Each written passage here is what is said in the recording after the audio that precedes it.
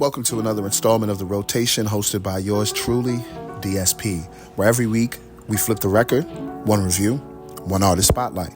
This week we'll be discussing the polarizing album titled The Carter 6. I'm going to lead this review with love. I say this because by now you've seen a bunch of reviews of this album, and I'm sure you've heard both ends of the spectrum. You've heard it's a classic. You also heard it's one of Wayne's worst albums.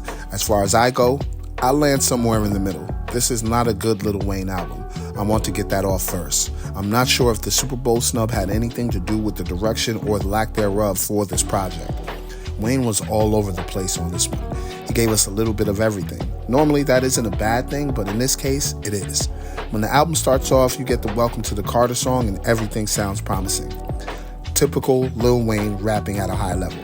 I wasn't feeling bells like that because I've reached a point as a listener where I don't want to hear tribute songs unless they're for an event or a show. So personally, I wasn't impressed by the song. The following song, Hip Hop, in my opinion, is the strongest song on the album. Wayne does what he does when he gets on the beat, but what really stood out to me is the hook. The hook is definitely the highlight of the album, and that's sad to say because Wayne didn't write the hook. It was Big X the plug. Sharks is another song that stood out because of Wayne and Big Sean's emceeing, of course, but Jelly Roll did his thing on the hook. I can't lie. I wouldn't go out of my way to search the song to play, but I can't deny that it is a good song. The next song is perhaps the song I hated the most on this project. I said earlier I've reached tribute songs fatigue, and this song definitely did it for me. Not only did he take a classic song and did what he did to it, but he even used elements from the verses of that song to make it his own. I felt it was an attempt to recapture the spark that Uproar gave him. He reused the Special Delivery beat and just went crazy.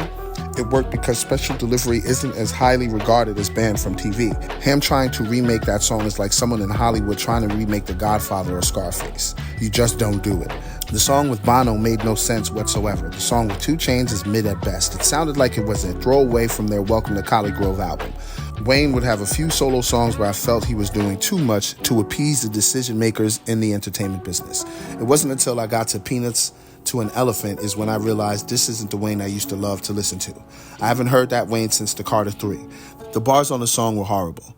I don't know if his intention was to make a playful type of warning or something, but it didn't land for me. As you go further into the project, things doesn't get any better. Features from Andrea Bocelli, Wyclef, Manny Fresh, MGK, Kodak Black, Nicki Minaj, Lil Baby, and Future still couldn't help this mediocre album. By the way, Nicki's verse on Banned from NL is solid, but I still hate the song. It was fun to see Manny Fresh and Wayne working together on Being Myself, but it didn't save the project. I was as disappointed in the project as others are. Like I said earlier, I haven't heard a quality Wayne album since The Carter 3.